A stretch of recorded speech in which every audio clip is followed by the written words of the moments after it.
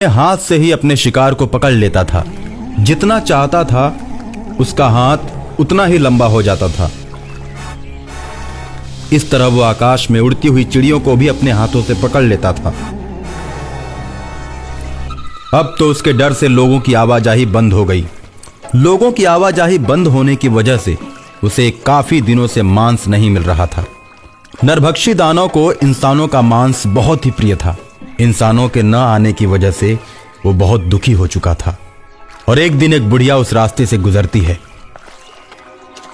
दानव उसे पकड़ लेता है और जैसे ही उसे खाने की कोशिश करता है तो बुढ़िया कहती है, रुक जाओ, तुम्हारी ये हालत कैसे हुई? अब तुम मरने वाली है। मेरे बारे में जानकर क्या करेगी? मैं काफी दिनों से इसी जगह पर बैठा हूं और शिकार करके अपना पेट भरता हूं। मैं चल नहीं सकता। अगर तुम सही सही बताओगे तो तुम्हें इस दुख भरे जीवन से सदा सदा के लिए मुक्त कर दूंगी और तुम सुखी हो जाओगे। कहीं तुम मुझसे बचकर भागने के लिए तो ऐसी बातें नहीं कर रही हो? नहीं, मुझे मालूम है कि तुम यहाँ रहते हो। मैं तुमसे मिलने के लिए यहाँ आई हूँ। क्या तुम मुझे नहीं पहचानते? मैं तुम्हारी पत्नी हूँ। मैं तुम्हें इस जीवन से मुक्त कराने आई हूँ। मैं भी अब बुढ़ी हो गई हूँ। जब से तुम घर से गायब हुए तुम्हारा कुछ पता न चला। इस बीच तुमने ऐसा क्या किया जो तुम्हें ऐसी सजा मिली? मैं तुम्हें बहुत दिनों से खोज रही थी। जब तुम ना मिले तो मैं साधना करने लगी। देवीय शक्तियों ने मुझे बताया कि तुम्हारा पति दानव बना जंगलों में कष्ट भोग रहा है। तुमने घर छोड़ने के बाद क्या किया? मुझे सब सही सही बताओ। घर छोड़ने के बाद मैंने बहुत सारे पाप किए। मैं अपनी इच्छा को पूरी करने के लिए लोगों को लूटने लगा और उनको लूटकर मार दिया करता था और उन लोगों के लूटे हुए धन से खूब अय्याशी करता था।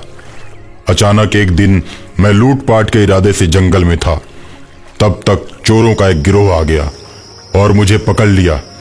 मुझे पकड़कर चोरों ने मारना शुरू कर दिया। मैंने उनसे कहा कि मैं तुम लोगों की ही तरह हूं। मैं भी लोगों को लूटता हूं। तुम लोग मेरे साथ हो जाओ तो हम सब मिलजुल कर लोगों को लूटेंगे।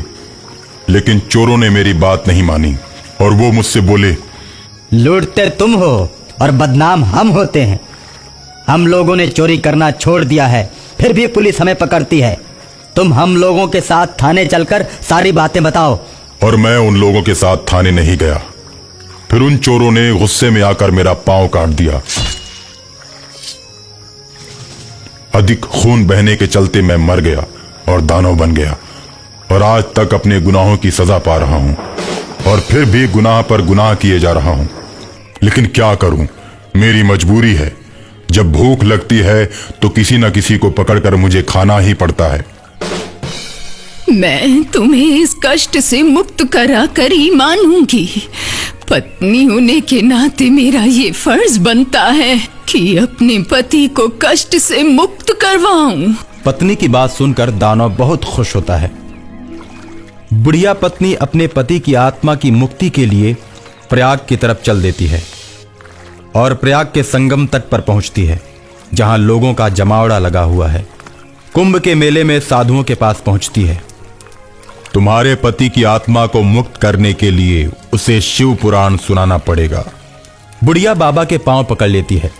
बाबा बुढ़िया के साथ चल पड़ते हैं और उसके पति को जाकर शिव पुराण सुनाते हैं। शिव पुराण समाप्त होते ही शिवलोक से एक दिव्य विमान आता है और उसके पति और बुढ़िया को साथ में लेकर शिवलोक में चला जाता है। और उसके बाद दानव को मुक्ति मिल जाती है और बुढ़िया भी अपनी पत्नी होने का फर्ज अदा करती है और वो जंगल भी हमेशा हमेशा के लिए दानव के प्रकोप से मुक्त हो जाता है।